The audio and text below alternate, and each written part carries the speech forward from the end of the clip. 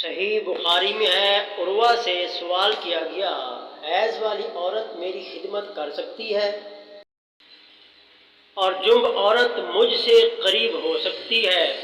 عروہ نے جواب دیا، یہ سب مجھ پر آسان ہے اور یہ سب میری خدمت کر سکتی ہیں اور کسی پر اس میں کوئی حرج نہیں۔